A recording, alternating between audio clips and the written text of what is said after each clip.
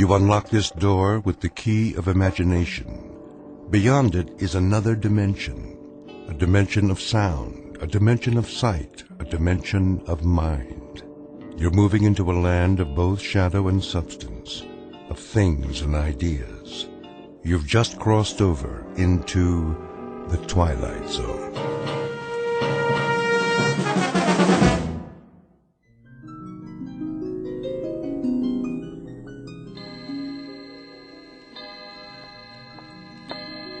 Uncle Simon? Uncle Simon? Do you want your hot chocolate upstairs? Uncle Simon, I have your tray. Can you hear me? I said, do you want your hot chocolate upstairs? Garbage head. I'm right here. You don't have to yell. Oh, I scared the life out of me. Oh, did I? Where were you? In the basement, of course. Where else would I be? You told me you were going to take your afternoon nap. And I shall, after I finish my work, as usual. Well, my wilted blossom, what's on your mind? Anything? Your hot chocolate's ready. So I gather. I'll take it in the study. That's fine, Uncle. But you know, you might try extending yourself sometime. Just sufficiently to let me know where you are. Well, I can narrow it down for you, Barbara, my love. If I'm not upstairs in my bedroom, I'm downstairs in my laboratory. In either case, you simply bring the hot chocolate to one place or the other. Clear? Utterly. And if I'm in neither place, that means I drop dead en route. And you can just bring me a bottle of formaldehyde and a rose. You have such a sense of humor, Uncle. You should have tried stand-up comedy. No, wait. They didn't have comedy clubs in your day, did they? Burlesque, then. You could have gone into burlesque. A regular George Burns. That's an idea. I dare say I should have been a bit more comfortable than you in such a setting. Do you even know how to dance, Barbara? Uncle Simon. Not necessarily as a headliner like, say, Gypsy Rose Lee. In the chorus, perhaps. That might be more your style. Ever let yourself loose, for a fast Charleston? Uncle Simon, I am very busy. No, I didn't think so. Most unlikely. You're the only woman I know who looks as if underneath her clothes she wears more clothes. You have all the grace and femininity of a high-button shoe. And you, Uncle Simon? What about... Yes? Never mind. Go on, my dear. Speak it out. Let's see if you can compensate for the fact that you're a passionless vegetable by at least speaking your mind. If I'm a passionateless vegetable, it's because my gardener is an ancient relic made out of dry skin and ice water. Not bad. Not bad at all. If I prod you enough, you can scrabble up to the occasion, at least part way. What else is new with you, my angular turnip?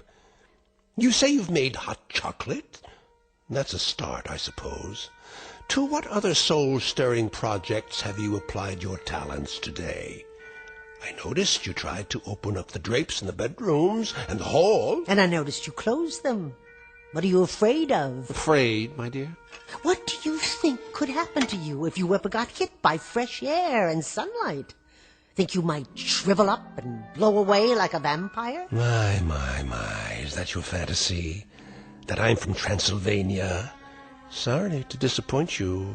No such luck, I'm afraid. What would happen if we fumigated this old house and got rid of all the medicine smells and the chemical smells? You're referring, I take it, to these test tubes. An important part of my research, as you well know. Then why keep them in the study with the Wedgwood and the Dresden china? They must be here. They indicate changes in the moisture content of the air. What changes? The only changes here is that the air turns from stale to musty to plain old mildew. Pretty soon I won't be able to breathe it at all. Why, you poor suffocating spinster. I didn't realize how affected you were by the life of relative ease you enjoy, entirely at my expense, I might add. You asked what I've done today? All right. Here's the answer. I cleaned up after you. First, last, and in between. I cleared away, or tried to clear, the debris you leave behind, and understand how anybody who's earned all these diplomas and awards can be so sloppy. This one, for example. Honorary degree for sound transmission. God only knows what that one was for. And what's this contraption on your desk? A room straightener, maybe? That's one thing you should have invented. Now tell me, where does this thing belong? Leave it exactly where it was, Barbara. Would you have noticed the difference? Would you really? You've been told 1,000 times not to disturb anything. I could have put it away when I swept the cellar, except that, as usual, your laboratory was securely bolted. Someday I'd like to see what it is you putter around with down there. I bet you would. And someday you shall. Someday you'll be the mistress of this decaying and drafty barn, and then you can do anything you please. But for the moment, you'll keep your spindle-shanked carcass out of my laboratory, and that long, thin, probing proboscis of yours away from my business. Gladly. Now get me some fresh hot chocolate.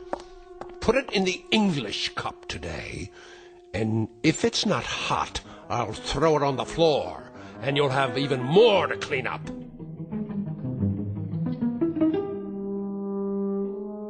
Dramatis personae, Mr. Simon Polk, a gentleman who has lived out his life in gleeful rage, and the young lady who just now beat a hasty retreat is Mr. Polk's niece, Barbara.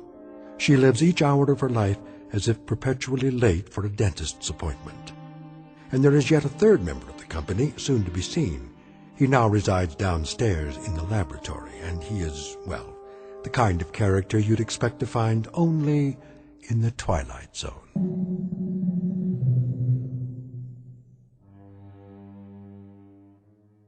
And now, The Twilight Zone, and our story, Uncle Simon, starring Beverly Garland and Peter Mark Richmond, with Stacy Keach as your narrator.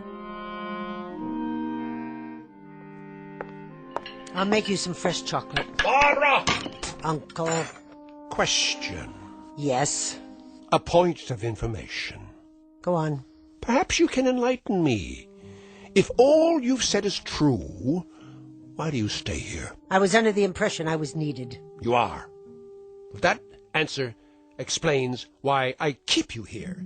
It doesn't even remotely suggest why you stay. You want it quite honestly, I presume? Indeed.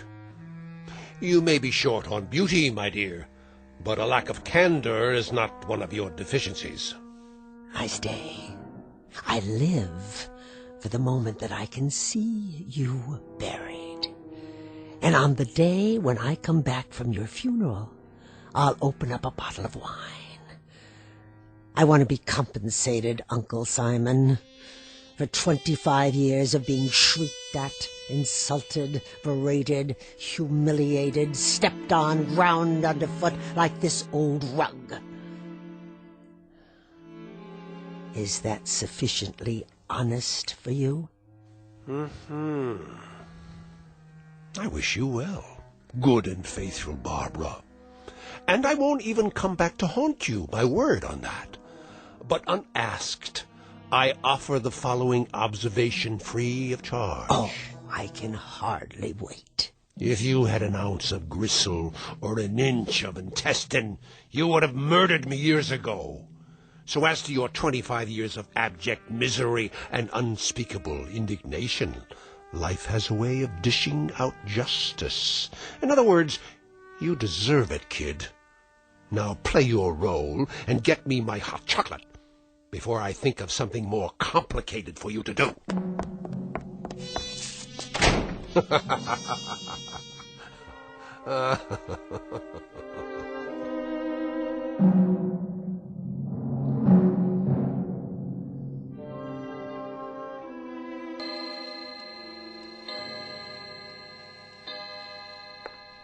Dear Uncle Simon. And where are you now, you old... Ah, of course. Downstairs in your laboratory, as you call it. Where else? And what do you do in there, dear Uncle? I mean, if I could see for myself, just a glimpse, just once, so I'll know... Did you leave the door unlocked this time? Well, now, what have we here? I was looking for... Looking for what? I thought perhaps you'd show me what you're building. Indeed. You'd love to know that, wouldn't you? Well, I'm sure it's something impressive.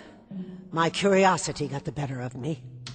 That's the one character trait you share with normal women, curiosity. An ineffable and insatiable curiosity. Well, remember what it did for the proverbial cat. One of these days, you're going to find out what I'm building. I'm sure I will, Uncle. Whenever you're ready. But for the time being, you night-crawling imitation of the female gender, if I catch you sneaking around outside my door again, I'll break your head with a broom handle. Or one of these canes. Now go back upstairs and engage yourself in a nerve-wracking game of dominoes. With pleasure. Now, go on! Tell me, Uncle Simon. What? Tell me why it is that beasts like you stay alive for so long.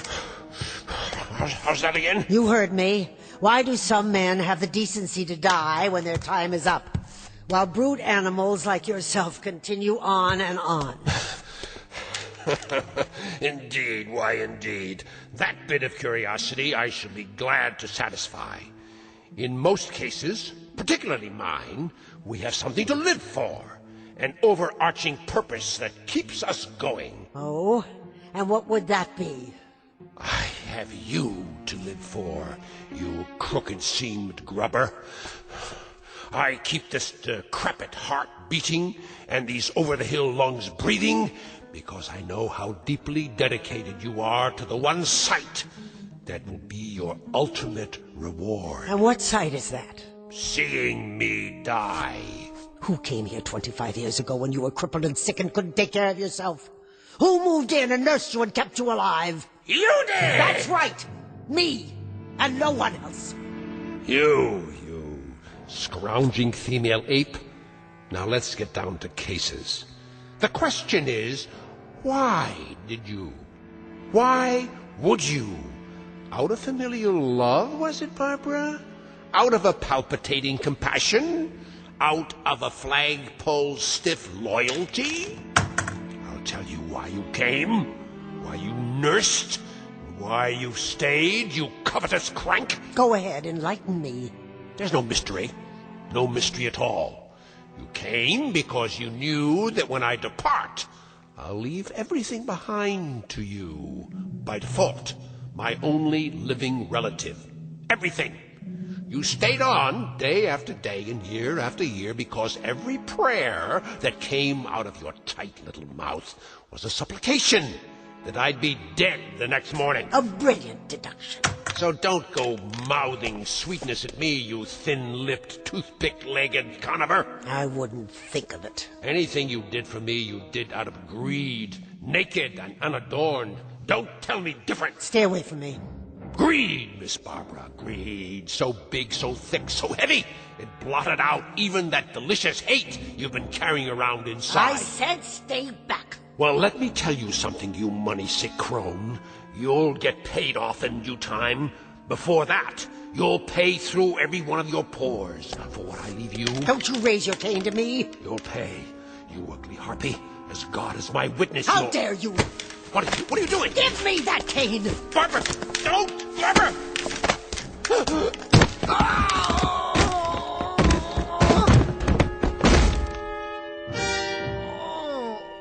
Uncle? Barbara! What? Barbara! Help me! What, Uncle? Barbara! Barbara, please! I didn't quite hear you. I think... Speak a little louder, would you, Uncle? Tell me, what is it you wanted? I think my back is broken. What's that? You want some hot chocolate?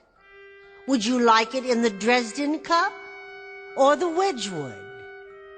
What is your pleasure this evening, Uncle? Barbara!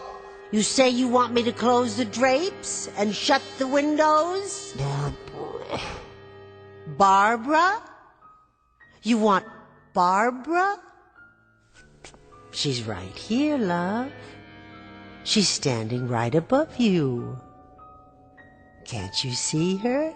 Please. Can't you hear her? You ancient albatross with the dirty, dirty mouth? Oh, but you're so pale. Let me pinch some color back into your cheeks. No. There now. That's better. How does that feel? Uncle Simon. Oh, Uncle Simon, don't die quite yet. If you can hold out, try. Try just for a second. I want to tell you something. I want to make an announcement. As of this second, I have quit suffering for you. I'm no longer sewing, Uncle Simon. As of right now, I'm going to reap.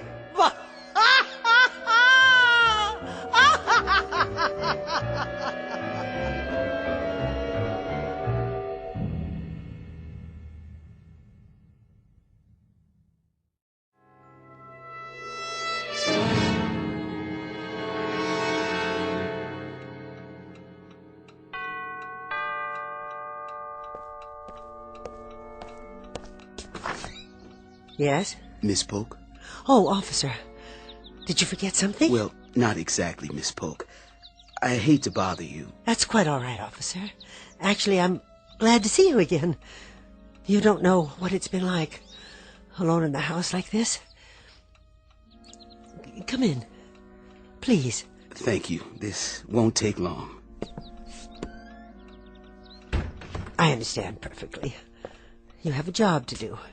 Like I say, I know this is a hard time for you, but I do have a couple of questions. I could make us some coffee. No, ma'am. It's just that, well, in cases of accidental death, we have to make sure the report is complete. Oh, of course. We can sit in the study. Will that do? So, let me check my notes here. Please do. You say you heard him fall. That's right. I was just about to serve my uncle his hot chocolate. He likes it the same time every evening. Or he did. You don't know how close we were. I can't really believe that he's gone. Look, this can wait if you don't feel up to it. No. I want to get through this and put it behind me. I'll try to make it quick. You brought him some hot chocolate. I was just coming downstairs. I heard a crash. I don't know how many times I told him to be careful of those steps and to call me if he needed me any time of the day or night. But he was a proud man, so independent. He never liked to ask for help. So you weren't there when he fell? I opened the door to the basement and he'd fallen. I think perhaps half the flight of stairs or more. I knew. Yes, ma'am. I hurried down as fast as I could, and I saw him there at the foot of the stairs. His back was against the laboratory door. His precious laboratory. And that's when I screamed. I got to the phone as quickly as possible and called, but by the time they got here, The doctor said his back was broken. Oh, I hope he didn't suffer. Do you think he felt any pain before he... He must have died instantly. Ah, I pray you're right. I'm sure of it.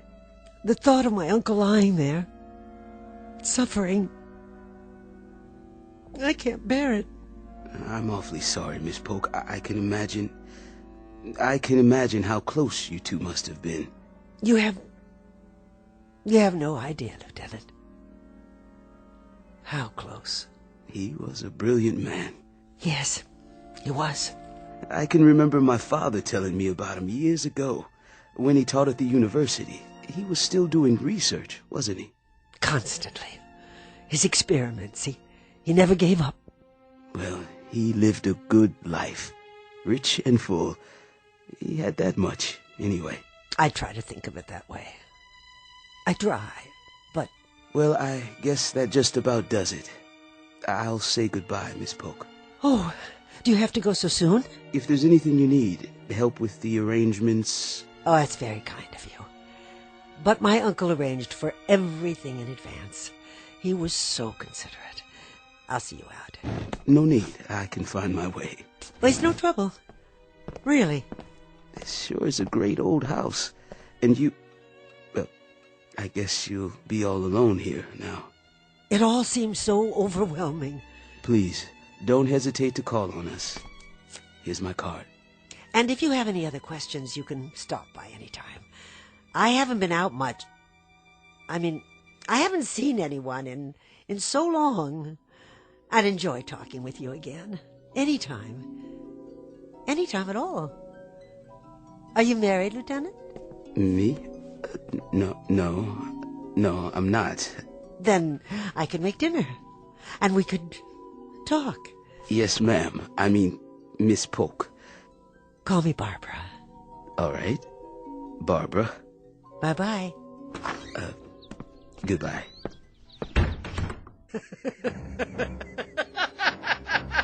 Bye.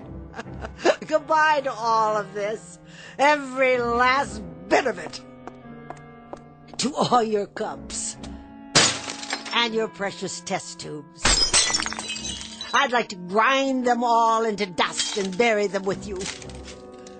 And this, your disgusting, sickeningly sweet, hot chocolate. You never got to drink it. Did you, Uncle? Oh, too bad. What a shame. Because it's cold now. Almost as cold as you are. And goodbye to these horrible old curtains. They won't ever cover up the windows again. And keep out the light. Like this. Not anymore.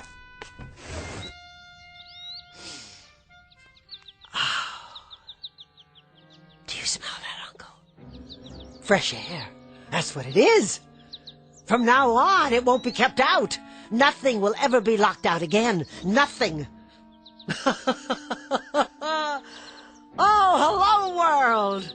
I'm back.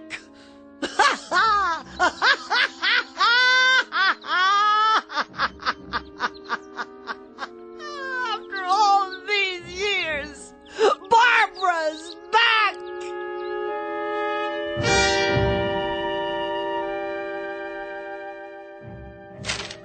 Are you comfortable, Mr. Schwimmer? What? Oh, yes. Thank you, Miss Polk. I'll just be another moment. I cleaned off my uncle's desk for you. Yes.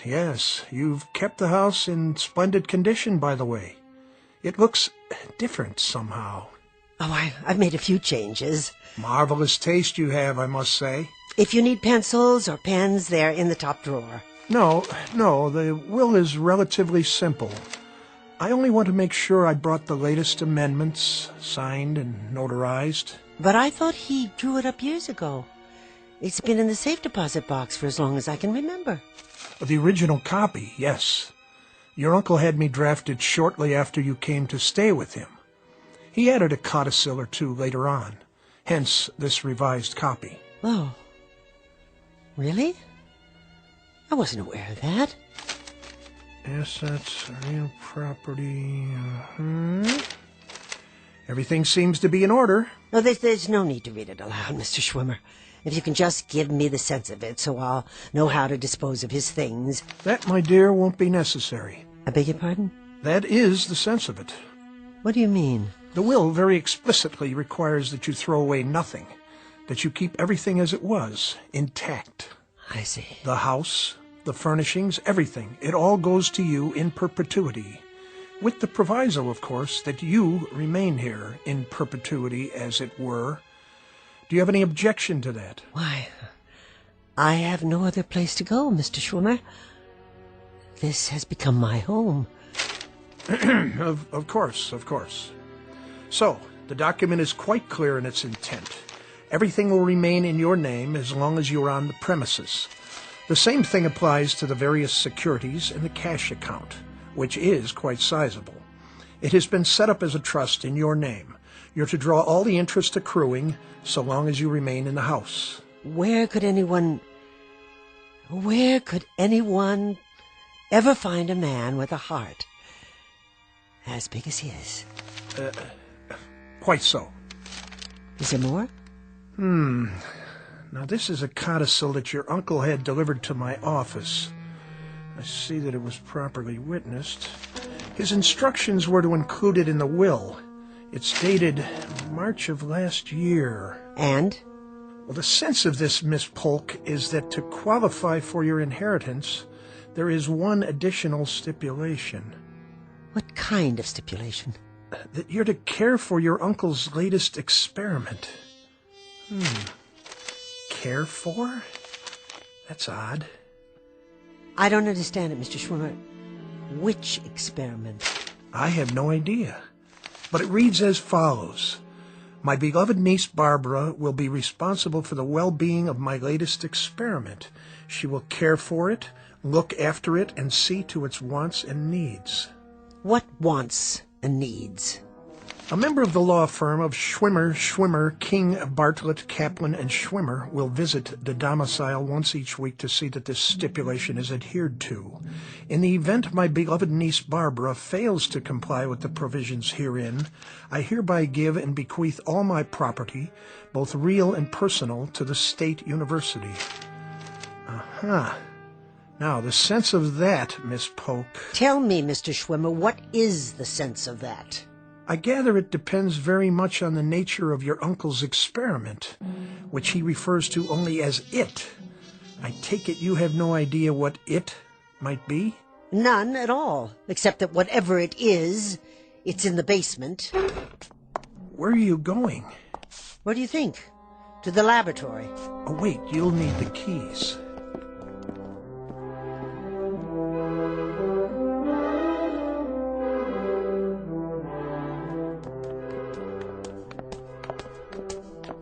He always kept it locked.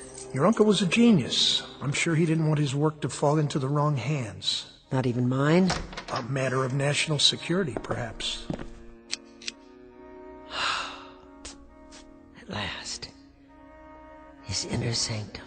Not particularly foreboding. I must say it looks like any research lab at the university, with a few pieces of gear I haven't seen before. He was always ordering new parts, all the latest test equipment. And you don't know what he was testing? He chose not to share that bit of information with me. To protect you, I'm sure. But we'll know soon enough. What's behind that other door? Where? Against the wall, at the back of the room. I don't know. Do you have the other key? It must be the large one. How this relates to his will, though, I'm not at all sure. Now, this piece, this is interesting. Looks like a metal glove. I wonder what it does. I wouldn't touch it if I were you. Why, it's part of a mechanical hand, with an arm attached. I said don't touch it. Sorry. Good Lord. There's something attached to the arm. It appears to be a complete metal figure of some sort in the shape of a man. It must be 8 feet tall. I think we better go now. How do you do? What? What are you? In your lexicon, I am a robot. I was created by the great scientist Simon Polk. You have activated my selecting and operating relays. You stay away from me. I mean you no harm. Please be patient with me. My program requires several days to function at maximum capacity. I bid you greetings. Hello, Barbara.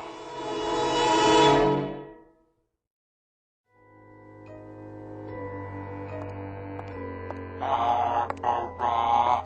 Now what? Barbara. Is that you, Barbara? Yes, it's me. Who else would it be? Are you going out, Barbara? It happens that I am. Why are you sitting here in the study with all the lights off? I do not like the light. This is a more restful mode while I program my circuits. Where are you going? To a concert. A concert? Do you know how long it's been since I went to a concert? No, I do not have that information, but I estimate the answer to be several years. Several? Try 20. What is a concert? It's a beautiful musical experience. Inspiring. But you wouldn't know anything about that. What is music? It's when people, real human beings, use instruments handmade out of metal or wood to create sounds that are pleasing to the ear. The human ear. They should use only metal parts. Wood decays. It does not have the durability of metal alloy. It is an inferior building material. Well, here's a flash for you, young Frankenstein. They use horsehair, too. Dead organic material for the string section. And you know something? It sounds absolutely heavenly. Not like some tin can that got left out in the rain. I see. Do you? I doubt it. I'm going now. If you need anything, like a shot of oil on the rocks, you can get it yourself. You mustn't leave. Are you telling me what to do? Mr. Schwimmer is coming tonight. A week has gone by. Isn't that correct? Yes, Mr. Schwimmer is coming. He'll be here at 8 o'clock after I'm gone. So you just sit tight. Good. Good? Good for what? He will check my condition. He will see that I am functioning properly. That's right. Maybe he'll give you a lube and an oil change while he's at it. You see, Barbara, I am like an infant. I mature gradually. Soon I will have all my faculties. I will be able to perform all my faculties and functions. I will be a whole being. Oh, how nice. How perfectly grand for you. You'll be a whole being. And then what? Or can you think that far? I will take on human attributes, those that your Uncle Simon saw fit to give me. Oh, that'll be an improvement, because he certainly didn't see fit to give you any human attributes so far. You look like something out of an old science fiction movie, or the Tin Man and the Wizard of Oz. You're a joke. Joke? Ah, I understand your meaning. Simon Polk was known for his sense of humor. He could have been a comedian. Uncle Simon? Oh, yeah. Hysterical. The crown prince of comedy. Bye now, Tin Man. Wait. This is interesting. This is very interesting. It is coming through now. What is? A craving. A new craving. A craving? As in hunger? For a machine that doesn't eat? Hot chocolate. A beverage made from dried cocoa beans and sugar. I would love a cup of hot chocolate.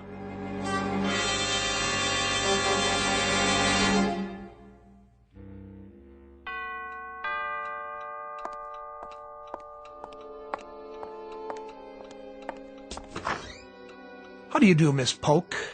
I hope I'm not late. Late? My, you look outstanding in that dress. And those earrings. I've never seen you looking quite so outstanding. Were you going somewhere? No. I wasn't going anywhere. Not anywhere at all.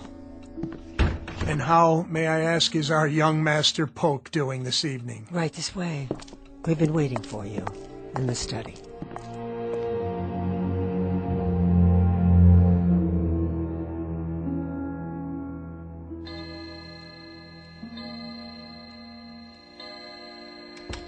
Frankenstein? Where are you? Didn't even drink your chocolate, did you? No, of course not. And you spilled it, just so I'd have something to clean up. What are you doing down there? Hello, Barbara. I was looking through my laboratory. Your laboratory? That is correct. You better be careful, Frankenstein, or I'll leave you outside to rust. Now go upstairs and sit in your chair and be quiet. As soon as I lock the door. Wait a minute. Those keys? You took them off the desk. Give them back to me. Oh no, Barbara. I must keep the laboratory locked, and you mustn't come down. It's my room. It belongs to me. Won't you bring me some more hot chocolate? So that's how it is now. All right. All right. If that's what it takes. Barbara. What did you say? Barbara. After you bring me my hot chocolate, would you please close all the windows and pull the drapes? I don't like the light. I don't like the draft.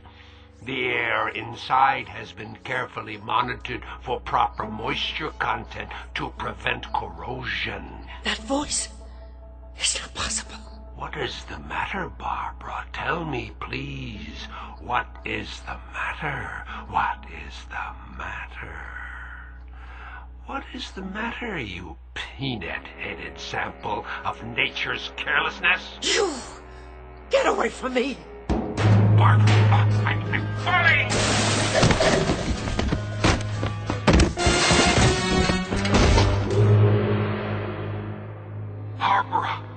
Barbara, my legs, they're bent. I can't get up. Barbara, help me.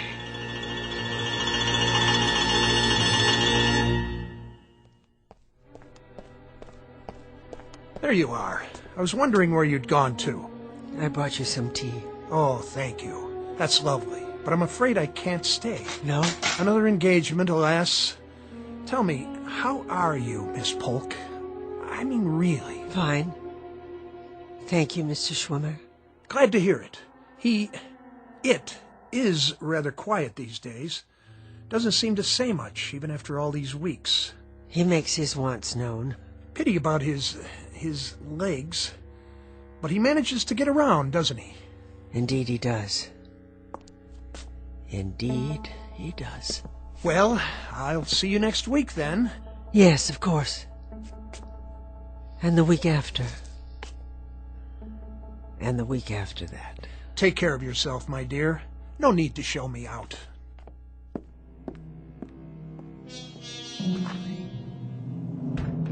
Barbara! Here! In the study! Barbara, my dear, if you can prevail upon that Raggedy Ann carcass of yours to exert yourself, I'd like a cup of hot chocolate. I would like it in a Wedgwood cup. And if it's not sufficiently hot, I'll pour it on the floor at your feet. Clear? All right. I'll make some. Speak up, you lint-headed clod. I didn't hear you. I'll make some hot chocolate. Do that, you torpid lotus eater. And be sure that it's hot. Did you hear me? Make sure it's hot. What does it take to make you move, you arthritic crab? I'll fix it for you now. You'll fix it for me now. What? I'll fix it for you now, Uncle. That's better. I'll be at my desk, working on my notes. Yes, Uncle.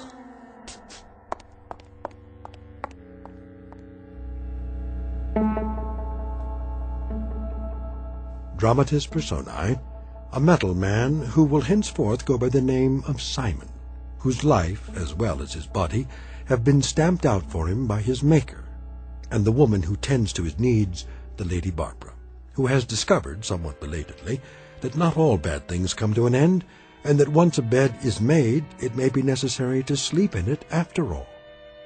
This, our uncomfortable little exercise in avarice and automatons from the Twilight Zone.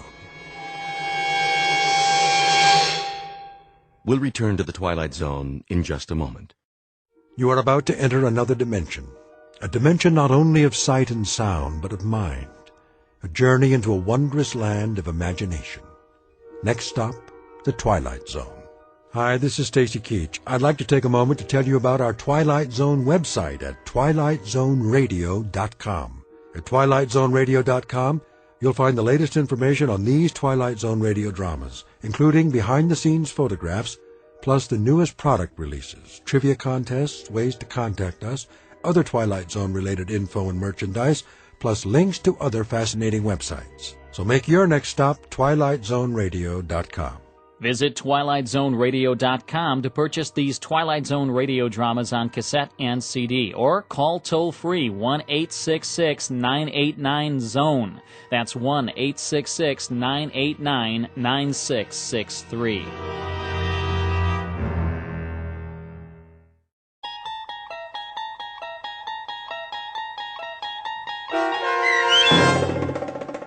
Uncle Simon, starring Beverly Garland and Peter Mark Richmond with Stacy Keach as your narrator, was adapted for radio by Dennis Etchison and based on a script by Rod Serling.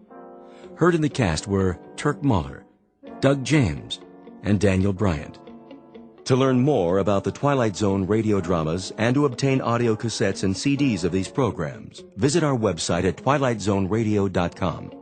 The producers of The Twilight Zone wish to thank CBS Enterprises, Carol Serling, Dennis Etchison, Dick Brescia Associates, Claire Simon Casting, Don Longo, Terry Jennings, the American Forces Radio and Television Service, our sponsors, and our radio affiliates for helping make this series possible.